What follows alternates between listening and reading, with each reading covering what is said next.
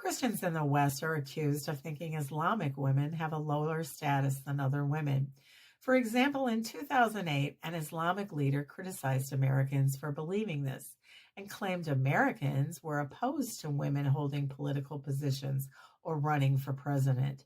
He claimed Muhammad fought for women to have equal rights and that Islam was the first religion to give women rights. In fact, no religion has given women rights like Islam. Christianity is the religion that oppresses women, and it always has. This is still the claim that Islam makes against Christianity and the West. So, are the Islamic leaders right? Are Muslim women able to run for government offices? Are they considered equal to men? We're going to answer those questions, and we're going to find out a key characteristic about Islam that is controversial to some. This is the first video in a series about women in Islam from a Christian perspective, so be sure to subscribe if you'd like to learn more. Ready? Let's get started.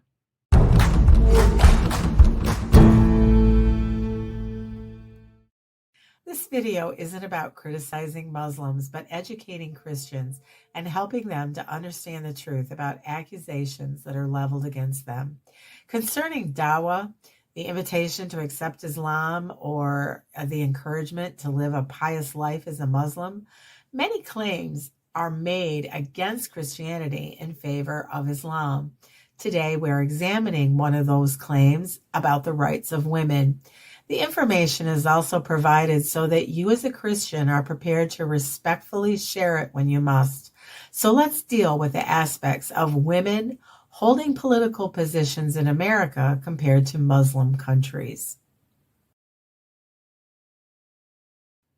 While it's true some Americans may oppose a woman as president, most would just prefer someone who represented their idea of a good leader and one who could be trusted to do what they promised. And while women are not represented in all government seats at the 50% mark, they are able to be elected to any position in the government they are qualified for without the need for quotas. The statistics for women as leaders in elected executive state government is just one aspect to the picture. Women hold 32% of statewide elective executive offices. Executive is a term Americans use to describe the part of government that is able to make decisions and carry out laws. This describes a leader ruling over a state. Concerning American states, this includes governors, lieutenant governors, attorney generals, and secretary of states, and 32% of these offices are filled by women. The truth is, American women have been appointed and elected to various high-level state and federal positions. All this is not true in most Islamic countries. They may have laws on record, but in practice, the reality is very different. And a few Muslim leaders who did ensure a woman's right to hold elected positions and other freedoms were overthrown. Let's take a look at those facts. In Egypt, women were given the right to vote in 1956. They were able to run for political office and secondary roles in 1957. They were given the right to divorce their husband in 2000. Leaders favorable to women's rights were Anwar Sadat and Hosni Mubarak. Both were removed. Women today in Egypt hold 27% of the seats in parliament, and that's good. But American women hold 26% of U.S. Senate seats and 28.7% of the seats in the U.S. House of Representatives. And there are 4 women Supreme Court judges and 6 female cabinet members who are not limited to women's affairs. Those percentages don't include state-level seats. In Iran, women were first given the right to vote in 1963 under the Shah of Iran, who was overthrown. But today, women are constitutionally blocked from running for president. Women's numbers in parliament may be below 5%, and they are excluded from holding unelected positions of influence pertaining to women's freedom and discrimination. Human rights groups call this gender apartheid. And in 2018, Iran rejected a bill banning child marriage to girls under 13 years of age. This type of child marriage is called something else in Christianity. In Saudi Arabia, the first woman minister was appointed in 2009 over girls' education. In 2013, women were appointed, not elected, to the Shura Council. And since 2017, there have been many reforms. Women were appointed as ambassadors and diplomats, given the right to drive, to travel, attend sports events, but they are still far from being independent. In Tunisia, 1953 was a year of reforms pertaining to women, such as outlawing polygamy.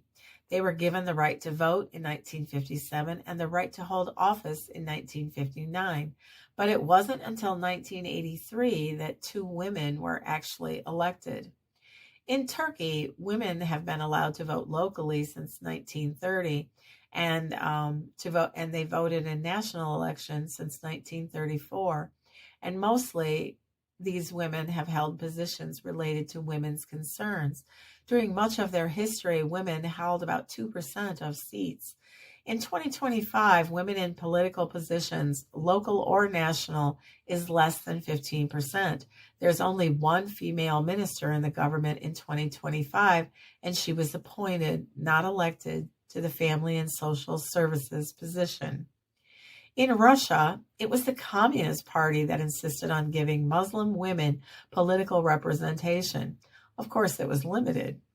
In Afghanistan, in the late 50s and 60s, women were given the right to an education and the right to vote. By the mid-90s, the Taliban took over and eliminated these rights and even the right to have a job.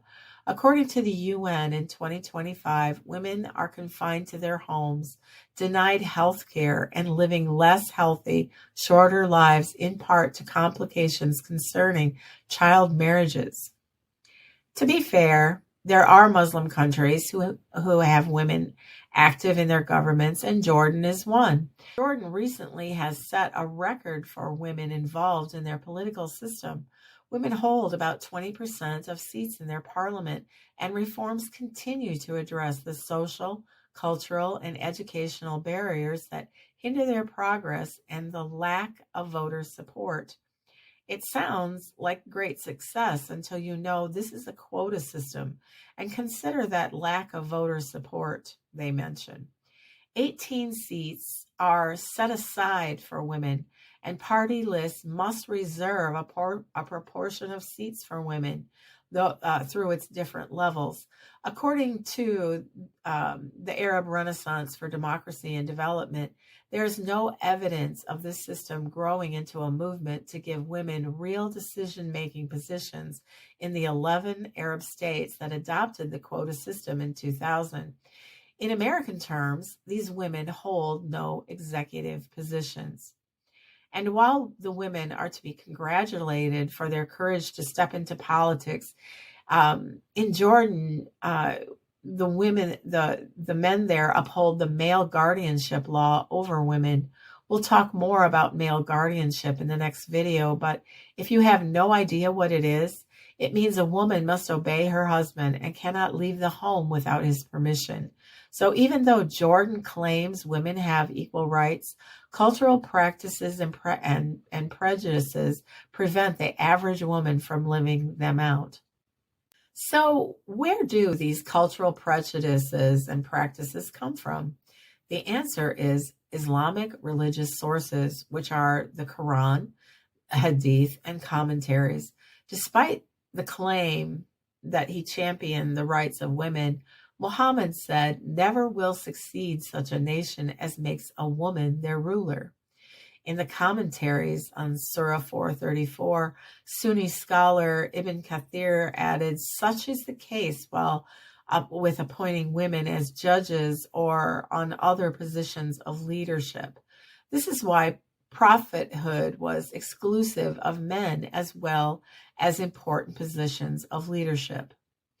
That is the Islamic view on women's leaders according to its sources, and it is rooted in the Quran as well, despite talking about the equality of women. Surah 434 concerning male guardianship is a foundational principle in Islam in which all other verses concerning women are interpreted. This also makes one wonder, are Muslim women being deceived and taken advantage of by their religion? The answer is probably yes when it concerns women in politics.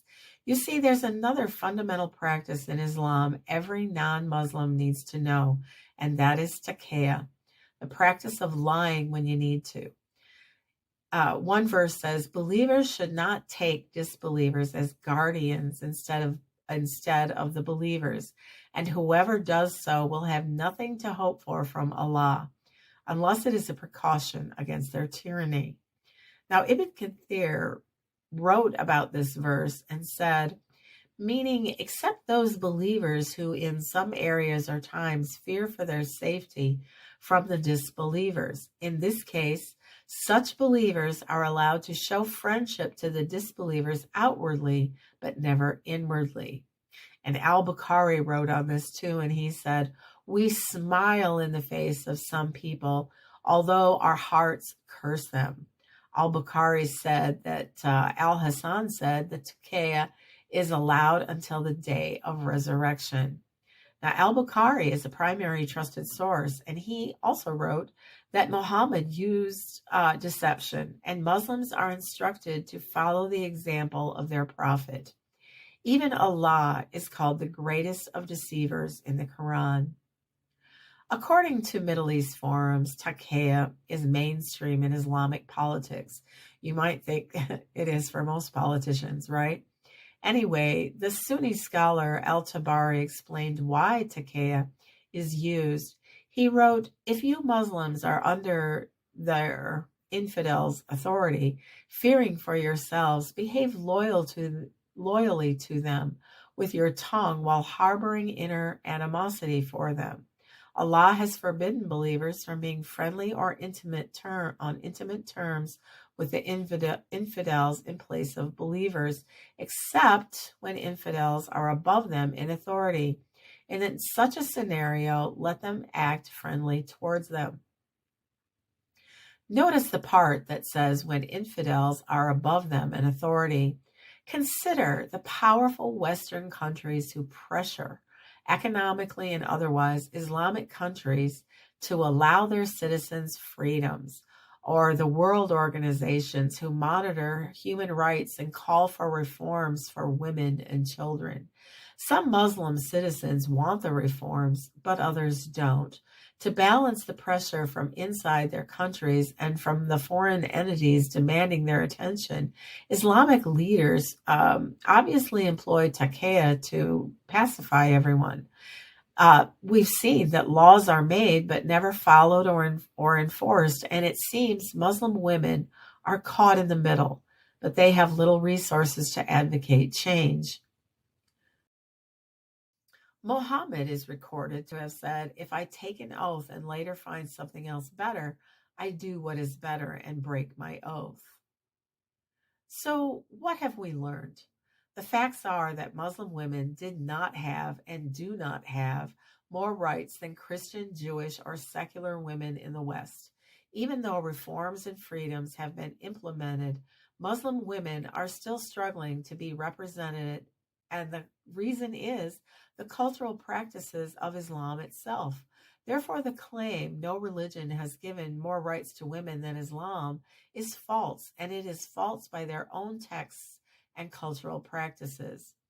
The difference between Islam and Christianity is, while it's true, some Christian men discriminate against women and they don't treat them well, this behavior is not approved by the God of the Bible, or it's not approved in biblical texts. In the Bible, there are instances of men or the culture demeaning women, but not God. Yahweh of the Bible raised women up as warriors, judges, and strong witnesses for him. On many occasions, he rescued them from men. And if, according to Muslims, Jesus is a prophet, then using that terminology, our prophet never demeaned women either.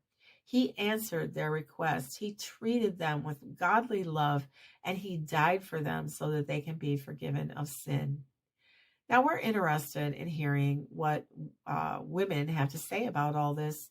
In general, are Muslim women better off than the rest? Are they doomed to a life of subjection under male authority in Islamic countries because of Islamic beliefs? Put your comments below. And if you've watched this and you have visited or lived in a Muslim majority country and have seen how women are treated, share your experience with us. Whether in the past or right now, many Muslim women could never run for executive office in their ancestral country.